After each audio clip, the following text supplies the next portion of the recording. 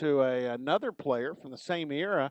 Played on the offensive line for the Cowboys in a couple of bowl games in 2008, 2009, and then went on and spent some time in the National Football League as well. Then settled back into coaching, and now coaching at his junior college alma mater as the head coach, Andrew Mitchell. And I'm trying to think if I've run into Andrew at OSU at some point. I got to think I did, but I do know the last time that I remember we were face to face, we were at Whedon's house on draft night. That was a fun night. It was, yeah. It was a cool memory to see Brandon be a first round draft pick. Yeah, that was pretty neat. How are you, Andrew? How's everything going? I'm doing great. Thanks for having me. It's good to be connecting with some Oklahoma State folks. You know, being out here in Utah, I get a little I can seem a little distant and disengaged from my alma mater, but a lot of great memories, and it's really good to spend some time with you. You know, it just struck me. The last time we were face to face was in Fort Worth, Texas. Oh, that's We right. were downtown Fort Worth when the Cowboys were playing TCU, and we were there at with the Humphreys at that sports bar downtown. That's okay. I knew we'd seen each other since then. Yeah. So That yeah, that was about the time you were going to become head coach. That was it was about that time that I'd been here a couple of years as the offensive coordinator, and then was able to take over as the head coach. Yeah. Well, again, you know, some good times with that team, and I was just gonna. Uh, I was at the high school state championship game in December over at UCO with Ardmore Plainview playing Lincoln Christian, and they got beat. Plainview has a defensive, or no, actually an offensive tackle that Eli Russ. That's already he enrolled mid-year, and he's at OSU or was until they sent everybody home with the COVID-19. But he was part of the first three practices of spring practice. So I was at that game, and afterwards, I'm just kind of walking around on the field, and I hear this guy say, "Hey, Rob, what's up?" And I turn, and it's Justin Blackman, and I hadn't seen Justin in forever. He's wearing a white sweater and looked really good. I mean, I looked at him. I said, "Man, you look like you could play." And he goes, "Yeah." He goes, "Yeah, I'm just knocking around down in Ardmore and so forth." But when I got out of the stadium, got in the car, I called Whedon. He was out actually in Vegas celebrating his wife's birthday. And I said, "You're not going to believe who I saw at this game." And he goes, "Did you see Blackman?" I said, "Yeah." He goes, "How did he look?" Man, that's one of those things that is such an enigma, and I bet it is for all of you guys that were his teammate. He was drafted in the first round that same night as Brandon. But yeah, Justin Blackman to this day is still one of the best football players I've ever watched in person.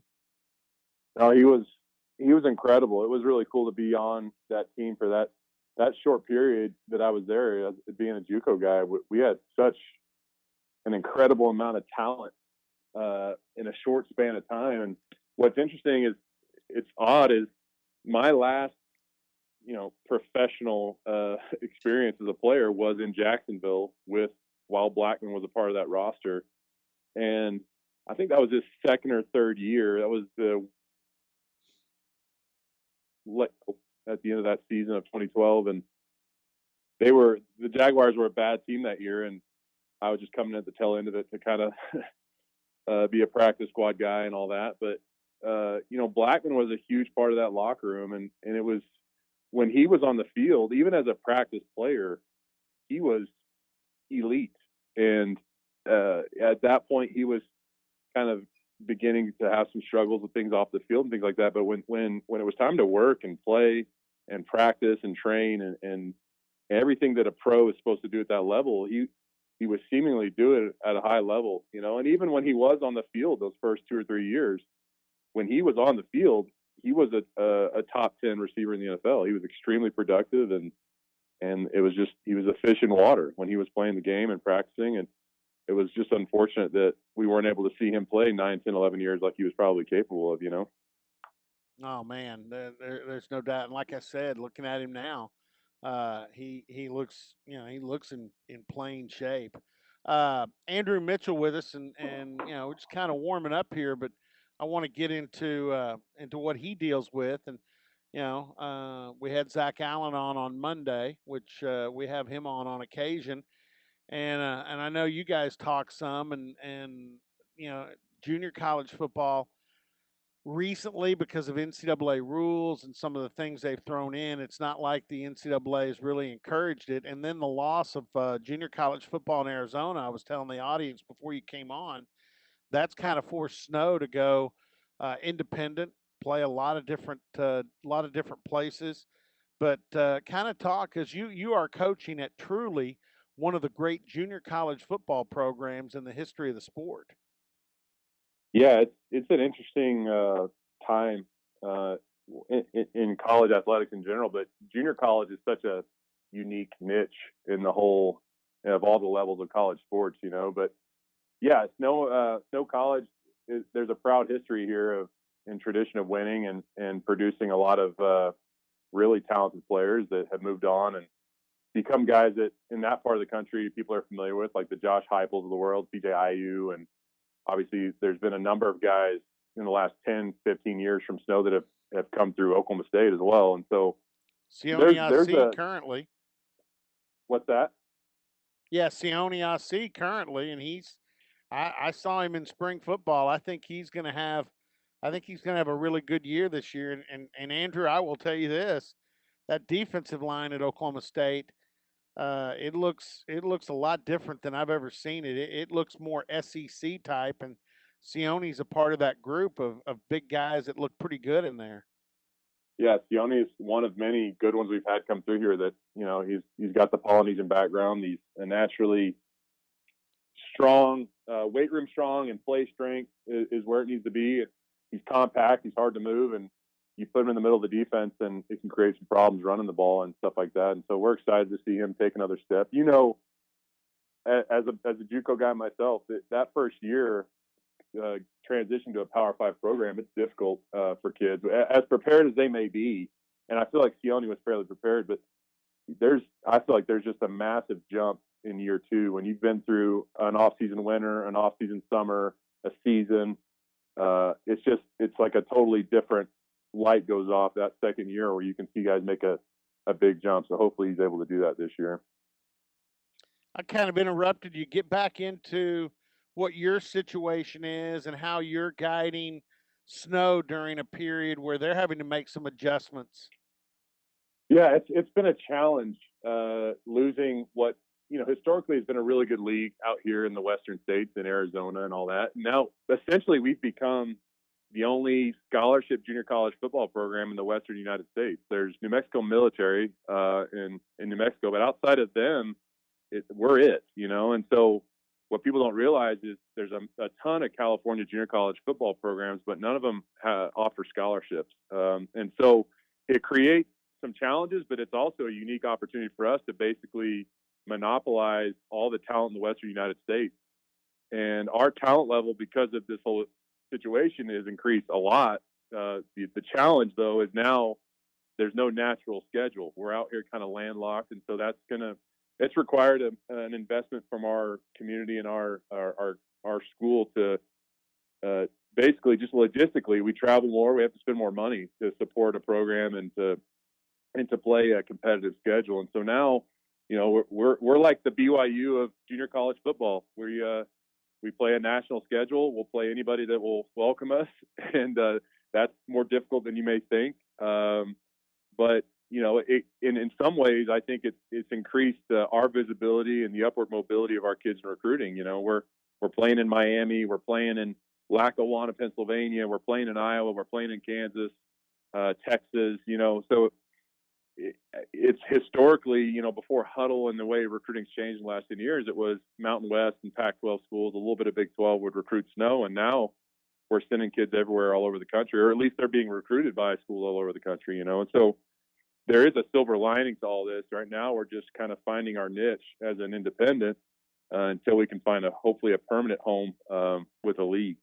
So it's been a challenge, but I've grown so much as a coach in this situation, and anybody that's coached at this level will tell you it's almost like it should be a requirement for anybody that wants to be a college football coach. They have to coach JUCO football for at least a couple of years because it truly you truly are baptized into the profession because you're expected to do a whole lot of things outside of coaching, and it's really good for you.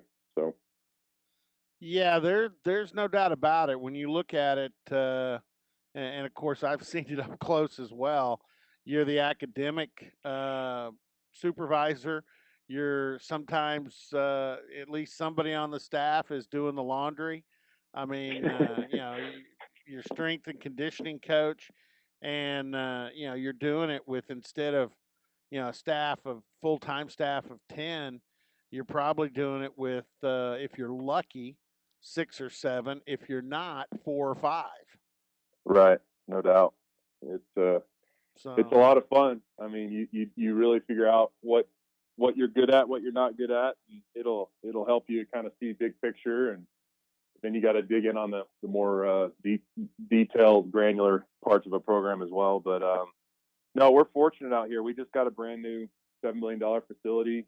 So while all this has gone on, and there's been some questions about the sustainability of junior college football, we're seeing a lot of support financially, and it's really a lot of resources that haven't existed here for a long time now for our kids to truly put themselves in what is more of a Division I type structured environment and they're more prepared. We've sent a lot of guys on the last few years, and what I like what I like to see is when our guys move on, they're contributing. They're not disappearing to the bottom of the depth chart. They're leaders on their team, and they're mature and they're men, and so that's kind of the role we try to take on. Is yeah, we don't want to just spit out 40 guys a year to D1 schools and be able to say that. We want our guys to be starters, and be a big part of the programs they join, and that's something we're proud of.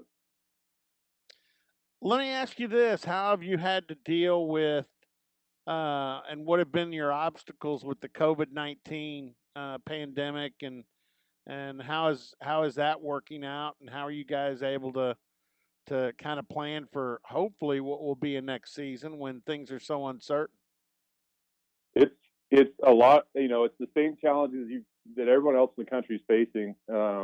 If there's any comfort in this whole situation, it's that we're all facing the same challenges. Really, I think that in regards to just having engagement with your players and knowing they're okay and that they're safe and that they're healthy because they're all over the country, and just making sure there's regular contact. But the big challenge for us is people don't realize maybe is we're dealing with some of the most high risk academic kids in the country, and that's one of the reasons a lot of our players are here is they don't come from structured academic environments where they're in their home life or their school life where those things are important. So we get them, and we're trying to teach them how to be college students and be functioning adults, and then all of a sudden they're gone. And what is a challenge when you actually have them here in person? Now they're all over the country, and you're trying to do this whole thing, virtually.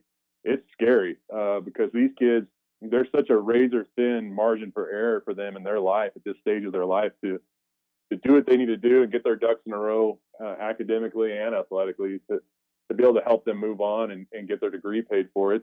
That's been to me the biggest challenge and priority over the last month or so is let's make sure these guys stay locked in with school so that they don't lose this whole semester and then really set themselves back and graduating with their associates to move on to a 4-year school.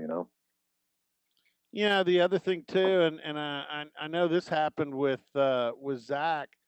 He actually does have 3 kids that they kept on campus because the kids literally had nowhere to go. They were going to be living in a Right. vehicle or something like that. So, I mean, do you have any kids that you've been able to just say to the administration, look, we got to have a place for these kids to stay. Oh I don't know yeah. if you're dealing with that we, or we not. we've got probably 6 to 10 kids that Yeah, something similar, whether it be their home situation is either non-existent or not good, or another thing that maybe people don't think about is they don't have a home where there's Wi-Fi or there's internet, where they have a right. laptop or they have a computer, and they can just hop on and off and do those things. Like a good number of our kids don't have access to those things. And then once everything else in the public got shut down, where they could run to a Starbucks or a public library and use the internet, like that's not an option now. So it was either keep some of them around and give them the best chance to have some access here on campus to some things to be able to fulfill their academic obligations, or it was just send them home and cross your fingers. And we all know how that would probably work out. Well, and again, people don't always consider this, but I'm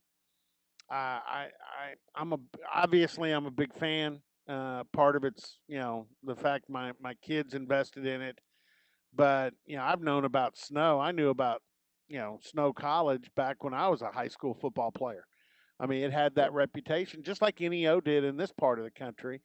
Right. Being a place where you could go and you've got two kinds of kids. You mentioned the youngsters that you bring in now as the only scholarship JUCO football playing school in the West. So you bring in a lot of kids with talent that need the academic work, but you also still have the kids that are borderline talent wise. They're probably pretty good students, but it's being a little stronger, maybe a little faster, maybe just a little more savvy as a football player, and they're still dreaming, and you're still trying to foster that dream. No doubt. Even going back to when I played, there's a good the demographic here with our rosters is different, I would say, than any other program in the country, in that we get a large number of academic qualifiers, kids that come in with a healthy academic background that could have signed to Division One schools that were either underdeveloped or overlooked, and things like that. And we move, especially offensive linemen. We've had a good track record of getting guys in here for 1 year and getting them out, because they, like you said, they come in maybe a little underdeveloped as players, but academically they're in fine shape, and they're able to come in and play one season against some pretty high level competition and move on and get 3 or 4 years of eligibility at a Division One school. We've done that. We've had at least one of those guys every year I've been here, and even before that. And so yeah, there is it's not all last chance really struggling kids with bad situations. There's a lot of kids that this is the best option for them to advance their careers and to play at the highest level possible. We get a lot of kids that come here and choose us over really good D2 programs out here in the West, in the RMAC and in Colorado and in places like that. And especially with linemen, offensive and defensive linemen, that just need maybe a year or two of development to polish their craft a little bit and get bigger and stronger. And then they're able to go play Power 5 football. Well, Snow, a nationally ranked program, and I'm glad you mentioned it because I will give you the same opportunity that I've given Zach on occasion. He actually, I think, got into a little bit of a spat with the former head coach at Independence through the newspaper when they played in a bowl game. But Last Chance U, and I know the program that started out Last Chance U in Mississippi. Had a lot of success and but are you in the same boat with Zach? Last Chance U really set junior college football back. Yeah, I'm not gonna lie. I felt embarrassed to be a coach, and not only like a coach, but a junior college coach, because then you just kind of you don't want to get pigeonholed with that way of doing things and all that. And at this level, yeah, you're going to coach a large number of kids that, for the lack of saying it better, a lot of other people didn't want to coach. Like, that's the reality of it. And so the challenge is massive to help these guys just be responsible adults and become men and all those things. And yeah, you want to be competitive, you want to win, you're trying to win a national championship like everyone else. But if that's really it for you, then that, to me, is the result is kind of what you saw on TV. I mean, if that's your end game, then by all means. But whenever I decided to coach, that is not the reason or what I envisioned for myself in this profession. And so, yeah, it's some of it was really like uncomfortable, like really you're almost embarrassed to watch it, and it was really the last part of it. My wife and I started watching it, and like I couldn't finish it. It was just like, man, No. like, it was really hard to watch. But that's the way it is. There's some great coaches, and then there's some not great coaches. Yeah, I will admit I made it through the first season and didn't need to watch when they were back again at what was it, was it Northwest Mississippi? I think I they were at think East that's Mississippi for 2 years. yeah, east yeah, northeast. Anyway, yeah, I watched some of that. Then I watched the first couple at Independence, and I couldn't watch anymore. It was first of all, it was not just embarrassing the way the guy acted; it was embarrassing the guy's lack of knowledge of football. I mean, that's what I saw on the. I'm like, the guy doesn't even know the game of football. His players knew more than he did, and that was embarrassing for a coach. So Yeah, yeah. yeah. Well, I don't want to end on that. Let's drive. No, let's go back to snow again. And yeah, I've had the website up while we've been talking just to be motivated here. And I know your facilities are so much better. Obviously, you got a good deal with Under Armour because the uniforms look great. I mean, even Mike Gundy would be proud of the uniform selection, and that's one of Yep. those things that drives kids crazy now. That if they see they can wear different colored jerseys and different helmets, but you guys have done a good job of having a good look and really being kind of that Division 1 of junior college out west. Yeah, we're fortunate, like I said, and it's funny is back when I played here, we were navy and yellow, and then they went through a little bit of a rebrand about 10, 12 years ago, and went navy and orange. And then soon after I got here, it should be a surprise, but I found a way to get us an all orange, uniform. Uh, and then, now it's funny is during this whole COVID thing, like I'm so much further ahead on all the administrative and non-football periphery with uniforms and equipment and all that. And lo and behold, all of a sudden we're going to have a whole lot more orange in our uniforms this year with helmets and all those things. So that shouldn't surprise anybody.